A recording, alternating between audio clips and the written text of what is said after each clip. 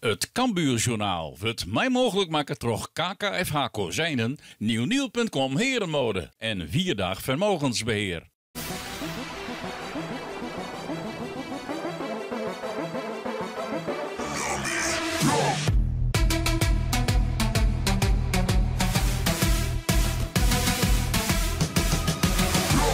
Welkom bij het Cambuurjournaal. Na het verlies in de Graafschap zit een uitwedstrijd op het programma en dat is net samen een wedstrijd. Want Cambuur mat naar Jong AZ. Dat betekent Weidewormer, een trainingscomplex, weinig publiek. Het zal wel weer rijden, want het doet het meestal en dus mag het weer helemaal uit jezelf komen. Henk de Jong kan eindelijk eens een keer een weekenlang trainen met zijn ploeg. En dat is wat hij graag boer. Hij zocht dan ook maar enige tevredenheid waarom op de trainingsweken die het achter is luidt. Ja, we gaan goed trainen kent. We gaan proto-overs en overs spelen. Ik op Lietserveld.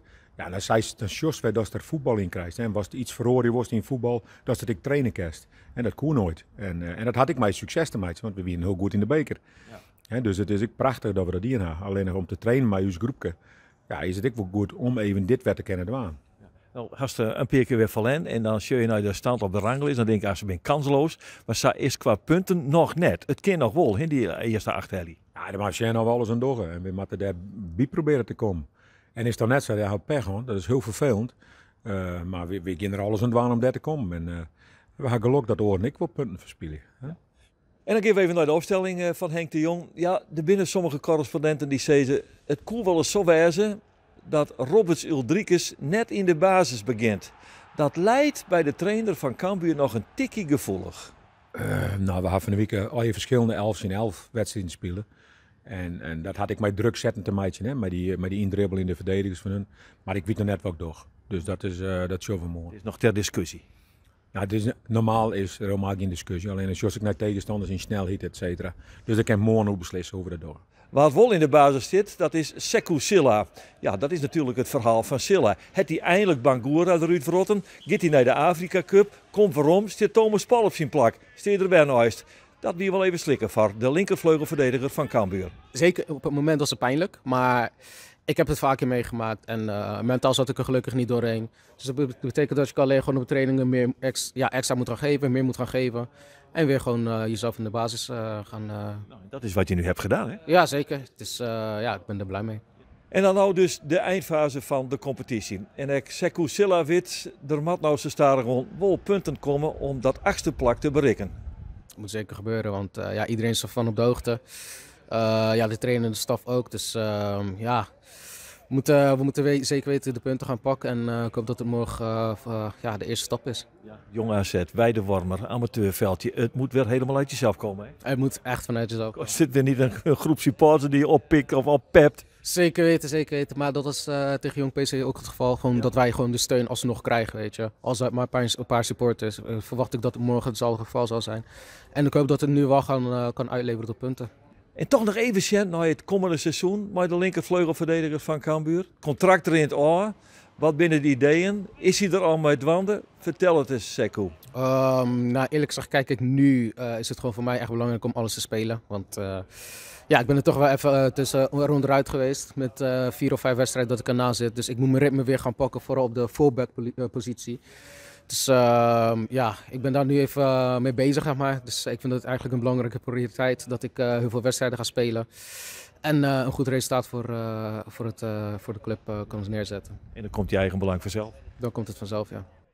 En dit is de opstelling voor Cambuur. Smit dus in de spits, Anello naar de linkerkant. Dat geldt ik voor Sekou Silla op de linksback. Van Kaanweverom in de basis en Uldrikes die zit op de bank. En dit is het trainingscomplex van AZ in Weidewormer. Daar waait het meestal hut, dat wie justerjoen net oors. En meestal het Cambuur de handen verschrikkelijk vol onder de chinstander. Want dit Jong AZ zou ek terugkennen onder de naam Vlug en Vaardig. V&V uit Alkmaar, zullen we maar zeggen. Ze voetballen Cambuur werkelijk helemaal van de mat. En zeker in de eerste helft weer dat het geval. Dit is een mogelijkheid voor Roos Sangelo-Daal. Zucht ik Kenneth Goudmijn, oud-speler van Cambuur. Hij wie een van de trainers van Jong AZ juster. Maar wat hebben we de Ljelters het dreig? Dit is van Kaam. Maar de bal die het crosspelen wordt, kan onderschept worden in het centrum van de verdediging van AZ.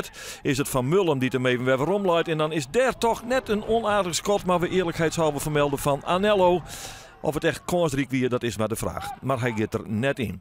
De corner is daar. Nou, pak hem maar. Oh, pak hem. Ja. Er is een speciale actie van nodig van Jannik van Os, de keeper. Die toch, die bal die waait verloren. Nou, dat deed hij dus net, maar het levert verder geen skee op. En dan kan Cambuur eruit komen, maar dit schot, ja, echt een beetje in de categorie tamelijk kansloos. Anello. En dan is het nog altijd 0-0 in de mooi Cambuur net ontevreden mee wezen. En hier is er balbezit van Bergsma. Zie ik het de linkerkant, ja, in de breedte naar Silla. Silla wordt opjagen door Kewal. En dan speelt het hem rond naar de keeper. Nou, let even op wat die keeper doet, Jannik van Os. Die kan hem naar rechts spelen, dan is er niks aan de hand. Maar waar gaat die hinder die bal? Ja, daar, in de as van het veld naar Van Mullen. Die zit in een trijenhoekje, verliest de bal, pleegt een overtreding. Maar Ernest Poku zei, ik dank u vriendelijk en hij scoort de bal erin. In zo'n 20e minuut van de wedstrijd. Wat een enorme blunder eigenlijk van die keeper. Ja, die het Van Mullen zodanig in de problemen brengt. Ja, dat hij deze overtreding plegen mat op Kwakman, dat is net lekker verzels. Maar zeg eens even wat voor knulligheid hier aan dit doelpunt vooral gaat. Van Mullen wordt opjagen terug 2 man. En Poku die zei, ja, daar is het hoekje. En die leidt hem erin. En dan is het 1-0 voor AZ. En je kunt er van alles verzezen. Maar net dat dit onterecht is. Want de Alkmaarders winnen gewoon volle beter als de Ljouters. Hier weer een onval over de linkerkant. Maar Poku, bal onder de voet. Tal voor hem. Gaat de 16 meter in. Eventjes weer omlezen. Want er komt steun van Zangalo Daal. Zo'n man met een individuele actie. Nou, die wil hij dan ook wat snel laten. Komt hij dan Scott? Ja, hij komt aan Scott. En dan is daar de goede redding van Jannik van Os. Henk de Jong, hij raast hem zo'n beetje de longen uit het lief om zijn team te coachen. Maar het joeg al net al te volle. Hier is AZ van terug in het begin van de tweede helft. Via de centrale verdediger Dekker. Die leidt hem naar de man die de stekpaas als geen oor beheerst. Dat is Kees Smit, de onvierder. En dan komt die bal uiteindelijk bij Poku. Ik zou zeggen, Poku broek de linkerpoort en de gasten 2-0. Maar dat doet hij net. En dus mazzelt Cambuur hier met deze wat brieke actie van de onvaller van AZ. Maar die bleun Wobbaas op het veld. Zou volgens mij duidelijk wezen. Zangelo Daal weer in balbezit. Altijd dat paasje naar binnen en dan dat mooie stekbaltje. En is dit Hens van Tol? Ik denk van wel. Maar de skiertjochter Luc Timmer zei het van net. Ja, hij vindt het zelfs. Ken het Goudmijn. Die zei maar het is toch echt duidelijk poink. Het zijn de herenmoon. Maar skiertjochter Luc Timmer wil er helemaal niks van weten. En dus mazzelt Cambuur hier. En bleef het uiteindelijk maar 1-0. Maar 1-0. Maar nou komt verder de jongen balbezit. Achter die verder. Achter die let. Ja, te let verzels. Poku kan de bal oppakken en passeert de keeper en leidt hem er keurig in. Jongen, wat een ongelofelijke flater van Verder de Jong. Met name hij, de man die grutbracht is bij AZ. Die ziet totaal net dat de druk achter hem ontsteert via Kwakman. Hij leidt hem trouwens keurig naar Poku en die zit hem erin. En daarmee is het 2-0. Ja, en als je dan nooit zo'n wedstrijd hadden zitten te zien, een minuut of 54 lang, dan weet je, dit kon wel eens kansloze missie worden. Tenzij er hier een penalty in wordt, trok de skiertjochter Luc Timmer. Want dit is echt heel opzichtig Hens in de sectiemeter van AZ. De protesten binnen volledig, kunnen wij constateren. Ek trok van Kaam, die wies nog even op zijn onviersbaan. Ik maai wat deze skiertjochter, nou bleef ik zonder gevolgen. Maar ja, dit is natuurlijk een dikke hensbal. Maar Timmer, die loopt te staan keurig recht. Luc Timmer en de penalties. 1-1, zullen we maar zeggen. De net penalties. Dit is een mooi blokje van Uldrikes. Hij kwam in de tweede helft in het veld. Het schot is net al te kansrijk, maar we constateren in dat witte letse international zelfs. Ik wil. Is het Cambuur dat in het tweede gedeelte van de tweede helft toch juist meer mooi. Doch dit is een prachtig stekpaasje op balk maar het schot. Ja, en dan gaat die bal 4 uur. Dan moet je echt scherp wezen in de oude ronding. Wil je nog enig succes hebben. Balk, hij rent goed vrij. Het stekpaasje is prima. Maar een doelpunt komt er net uit. Kwam er dan nog voor Cambuur. Ze staan gewoon in het laatste kwartier van de wedstrijd. Dan moet de keeper daar eventjes heel erg alert reageren op deze kopbal. Die wordt terug. Jawel, Tony Jonker. De man van de wielenpolen. Hij kwam erin. Maar meer jonge spelers. Henk de Jong, Joegen, Senjalo. Maar deze kopbal van Jonker, die verzint het een beter lot, maar krijgt het net. Dit stekbaltje is van Kees Smit. Is weer fantastisch natuurlijk. Maar ja, de oorronding is dan echt weer zo. Oerdwilsk terug. Ruquenio Kewal. Het is een prachtige speler, maar ze binnen nog druistig. Dat blijkt ook bij AZ. Het bleef 2-0. En staat er gewoon weer duidelijk dat Cambuur deze wedstrijd net succesvol afsluiten zal.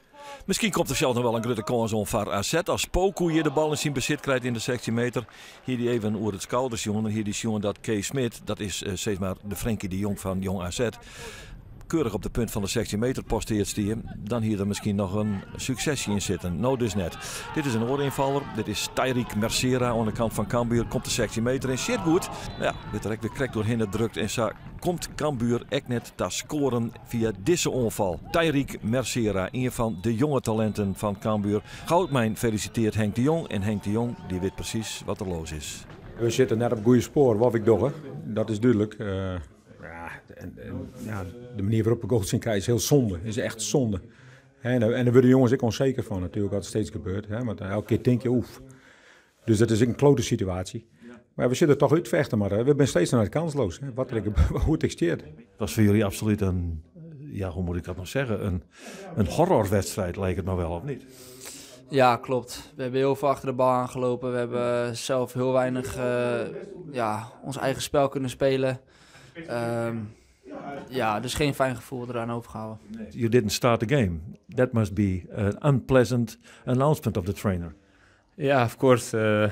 That's also not so nice, for every player, for every football player or any sports person. You ask, everybody wants to start the game from the beginning, But this time, coach decided that I will start from the bench. Wat heeft in de rest zijn? Ik zeg die hier de tunnel in steeds, maar ik denk, nou, de stoom komt hem uit eer. Of heb ik dat verkeerd, jongen? Nee, dat is goed, jongen. Maar ik vind dat we...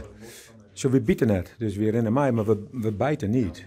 We moeten bieten, dat maar we nooit wieten. En ze rennen gewoon om zinnen. Als je dat kent natuurlijk net. Dus dan ben je hartstikke pissig. Dan komt zo'n tweede helft en komt zo'n tweede doelpunt. Nou, zag ik jou daar eventjes de mist in gaan? Ja, klopt. Ik verloor de bal op het middenveld, tikte hem voor me weg. En dan komt hij precies in de voeten van de spits. En, ook dat nog? Ja, dus het zat niet mee. Nou, diepe zucht en toch maar weer op naar de volgende. Telstar thuis. Ja, ik luister. Ja, van Jonne gewonnen, van Den Haag. Voor mij 3-2. Wordt ik wel lastig, maar dat weten we nu al het hele seizoen. Dus alles is lastig. We zijn net een keer rustig zitten. We zijn net één keer rustig zitten. Daar staan niet op, Jon. Ken nog wel dit seizoen. Ja, maar ik jou nooit op. Alleen hoe je door links en rug zomt, het is lastig. Hè? Dus je ken ik net over die. En de jongens ik net. Dus we gaan door. We moeten wat verzinnen en we gaan door. Door gingen ook Willem II en Grains. Zij wonnen. Rode JC speelt het letter. ADO Den Haag liet punten lezen bij Telstar. Cambuur vinden we waarom op het 12e plak in het Rjochterriekje. 29 punten uit 30 wedstrijden. Onder ons zit Jong FC Utrecht met 23 uit 21 wedstrijden. En ons hier dit Cambuursjournaal. De eerstkomende wedstrijd van Cambuur is thuis in Telstar. Ze spelen we op Sneurtejoen. En wij binnen er snel dan weer met een nieuw Cambuursjournaal. Graag dan. Het Cambuurjournaal waard mij mogelijk maken door KKFH Kozijnen, nieuwnieuw.com Herenmode en 4 Dag Vermogensbeheer.